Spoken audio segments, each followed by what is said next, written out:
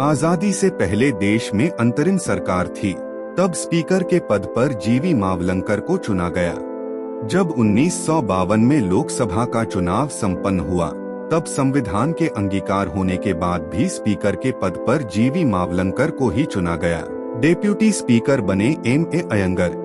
कार्यकाल के बीच में ही जीवी मावलंकर का देहांत हो गया। तब स्पीकर के पद पर तत्कालीन डेप्यूटी स्पीकर M.A. अयंगर का चुनाव हो गया। अब खाली था डेप्यूटी स्पीकर का पद। कांग्रेस पार्टी में सब तरफ होड़ मची थी, कौन डेप्यूटी स्पीकर बनेगा। एक से एक नाम चल रहे थे। जवाहरलाल नेहरू के पास तो राजाजी के पास तो कभी दूसरे बड़े कांग्रेस लीडर्स के पास इसके लिए नामों की लाइन लगी हुई थी। लेकिन जवाहरलाल नेहरू ने कांग्रेस की मीटिंग में एक नई परंपरा की शुरुआत कर दी। उनका लोकतंत्र मजबूत बनाए रखने के लिए ताकतवर विपक्ष होने पर अटूट भरोसा था। वह चाहते थे कि विपक्ष सत्ता पर अंकुश लगाए रखे। इसलिए उन्होंने सुझाव दिया कि डेप्यूटी स्पीकर विपक्ष को दिया जाए।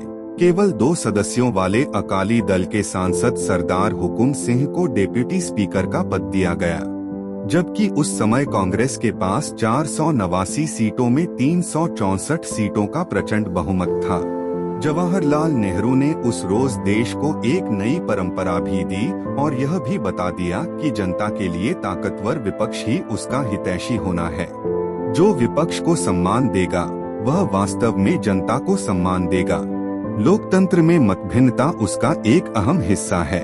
जवाहरलाल नेहरू की शुरू की हुई यह परंपरा वर्षों तक जारी रही और विपक्ष को डेप्यूटी स्पीकर का पद दिया जाता रहा।